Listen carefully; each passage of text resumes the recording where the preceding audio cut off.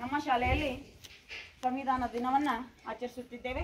ನಮ್ಮ ದೇಹಕ್ಕೆ ಎಷ್ಟು ಹೃದಯ ಮುಖ್ಯವೋ ನಮ್ಮ ದೇಶಕ್ಕೆ ಸಂವಿಧಾನ ಕೂಡ ಅಷ್ಟೇ ಮುಖ್ಯವಾಗಿದೆ.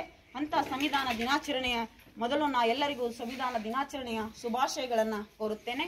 ಇವತ್ತು ನಮ್ಮ ಶಾಲೆಯಲ್ಲಿ ನಮ್ಮ ಮಕ್ಕಳು ಸಂವಿಧಾನದ ಪರಿಚಯವನ್ನು ಮಾಡುವುದರ ಮುಖಾಂತರ ಸಂವಿಧಾನಕ್ಕೆ ಒಂದು ಗೌರವ ಕೊಡುವ ನಿಟ್ಟಿನಲ್ಲಿ ನಾವು ಸಂವಿಧಾನವನ್ನು ಅತ್ಯಂತ ಅರ್ಥಪೂರ್ಣವಾಗಿ ಆಚರಿಸ್ತಾ ಇದ್ದೇವೆ.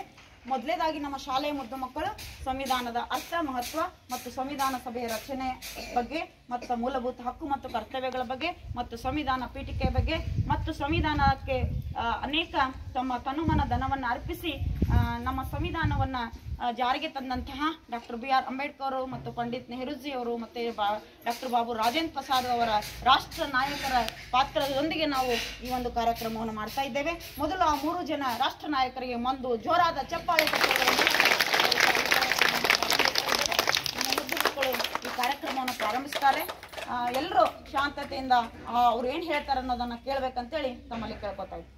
ಭಾರತದ ಸಂವಿಧಾನ ದಿನ ಆಚರಣೆ ದಿನಾಂಕ 26/11/2024 GMPS ಬಳಗಾನೂರ್. ನಾನು ಸಂವಿಧಾನದ ಅರ್ಥ ಮತ್ತು ಮಹತ್ವವನ್ನು ಪರಿಚಯಿಸುತ್ತೇನೆ. ಸಂವಿಧಾನವೆಂದರೆ ಒಂದು ದೇಶದ ಮೂಲಭೂತ ಕಾನೂನು.